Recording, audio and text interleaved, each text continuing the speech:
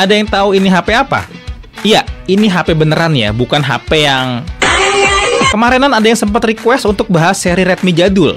Jadi gue coba bahas ini HP. Xiaomi Redmi Note 4. By the way, di tahun 2024 ini, dia masih bisa apa aja sih? Atau udah seharusnya ditukar pulsa aja?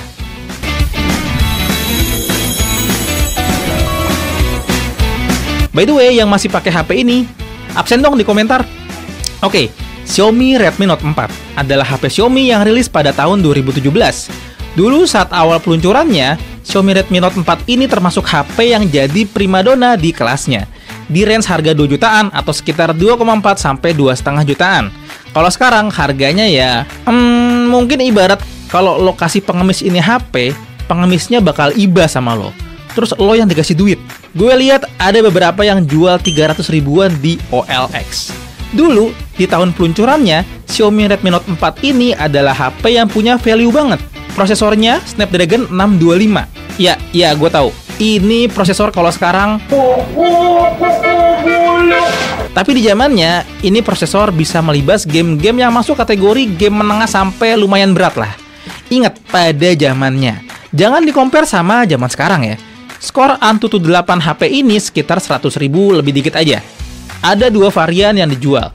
3GB RAM, 32GB storage, dan 4GB RAM, 64GB storage. Kalau yang gue pegang ini, versi 3/32 ya. Spek ini zaman sekarang mah ampas banget ya. Apalagi ini RAM-nya masih LPDDR3, dan storage-nya masih eMMC. Tapi di tahun 2017, HP 2 jutaan dengan spek begitu rasanya tuh kayak tetangga lo yang meninggal, tapi lo yang dapat warisannya. Oh ya, baterainya 4100 mAh. Zaman itu termasuk baterai yang badak. Kalau sekarang ya standar ya, banyak yang jauh lebih badak. Kalau kita ngomongin desain, dilihat dari perspektif tahun ini udah ketinggalan zaman banget. Anak-anak Gen Z mungkin kalau lihat ini HP udah kayak lihat dinosaurus. Tapi pada zamannya tetap jelek sih. Enggak, maksud gue adalah desainnya biasa aja. Tapi emang zaman itu brand-brand belum berlomba-lomba buat desain bodi belakang dengan konfigurasi kamera yang berboba-boba aneh-aneh kayak zaman sekarang.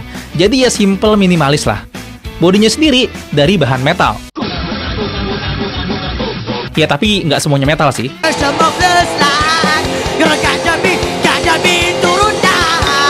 HP ini sebenarnya enak digenggam. Gampang juga masuk kantong. Karena lumayan compact kalau lo bandingin sama HP-HP zaman sekarang yang bengkak-bengkak semua. Untuk beratnya segini. Tapi HP ini tuh licin banget kayak koruptor. Kayak belut. Jadi ya kudu hati-hati pegangnya. Better sih pakai casing aja ya, dipasang tuh casing. Layarnya IPS LCD 5,5 inch Full HD yang menurut gue masih cakep banget kalau di-compare sama HP-HP entry level 1 jutaan zaman sekarang. Layarnya lumayan terang tapi bukan yang terang-terang banget ya. Tapi warnanya lumayan nyaman, nggak bikin matamu. Dari sektor kamera, HP ini dibekali dengan kamera 13 megapiksel di main kamera dan 5 megapiksel di selfie kameranya. Ampas ya untuk zaman sekarang, di saat semua brand-brand itu udah berlomba-lomba gede-gedean megapiksel kamera. Perekamannya juga mentok di 1080p 30 fps, depan dan belakangnya. Buat lo yang penasaran sama hasil kamera dengan spek ampas ini, monggo dilihat. Sebenarnya kalau lo pintar cari angle, shot di tempat yang pencahayaannya proper, ini HP bisa bersaing dengan HP kelas 1 jutaan zaman sekarang. Ya, mengingat harga HP ini yang sama kayak harga bawang. Ini udah good sih. Nggak usah kita omongin dynamic range ya, dan segala macamnya. Di zaman itu HP entry level nggak peduli sama begituan. Asal muka lo bisa kelihatan pas dijepret aja, udah nikmat apalagi yang engkau dustakan. Potret modenya masih oke loh untuk tahun ini. Nggak yang malu-maluin banget. Orang kayaknya juga nggak ngeh kalau lo foto pakai kamera HP seharga Kinder Joy. Tapi balik lagi, lo pinter-pinter atur angle dan pencahayaannya, lo juga kudu proper. Kalau backlight parah, nanti jadinya burik begini. Oh, satu lagi, model yang lo foto juga kudu bagus sih.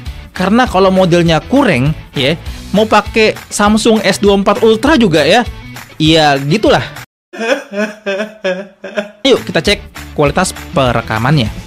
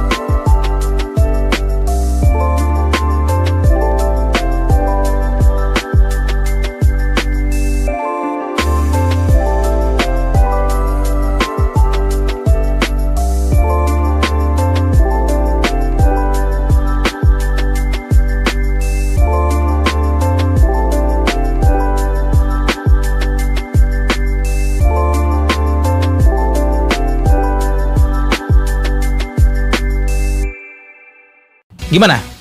Ya nggak yang parah-parah banget sih. Balik lagi, orang nggak akan notice kalau lo foto pakai hadiah Kinder Joy. Masih bisa lah bersaing sama HP-HP entry level di tahun ini. Terus speakernya gimana? Ini mono speaker ya. Lo dengerin aja nih hasilnya.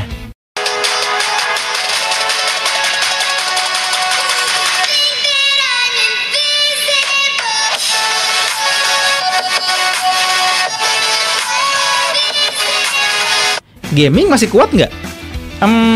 Lo main game di tahun 2024 pakai ini HP, ibarat itu kayak nuntun nenek nyebrang jalan. Main legenda seluler abang-abang aja dengan settingan grafik low, smooth, FPS rendah, udah banyak stutteringnya. Padahal zaman dulu ini HP kuat banget loh buat main Mobile Legends. Ya balik lagi sih, game-game makin berkembang dan source yang dibutuhkan makin gede. Jadi HP ini udah nggak bisa ngimbangin. Kalau main Mario Kart masih oke sih. Ya walau kadang stuttering. Terus Genshin Impact gimana? Lalu apakah masih bisa dipakai harian? Ya sekedar nonton YouTube dan scroll TikTok mah aman ya. Ingat, gue bilang aman, bukan berarti senyaman lo scroll-scroll di HP zaman sekarang. Ini Android-nya juga udah ketinggalan zaman banget. Update terakhir cuma sampai Android 7 aja dengan MIUI 11. Jadi pastinya untuk ngimbangin kebutuhan aplikasi yang makin butuh spek Android lebih tinggi biar smooth, ini agak ya kalau ditanya bisa dipakai atau enggak, ya bisa. Tapi untuk kebutuhan ringan-ringan aja kayak WhatsApp, telepon, browsing, dan sosmed tipis-tipis ya. Ya intinya kegiatan yang sering dilakuin bokap nyokap lo kalau lagi main HP lah. Main game juga tipis-tipis aja ya, casual game gitu. Jangan sekali-sekali penasaran install Genshin Impact. Ya ini juga penyimpanannya kecil, ini versi 32 GB. Tapi sekalipun lo punya yang 64 GB, jangan sekali-sekali install deh. Kalau lo nggak mau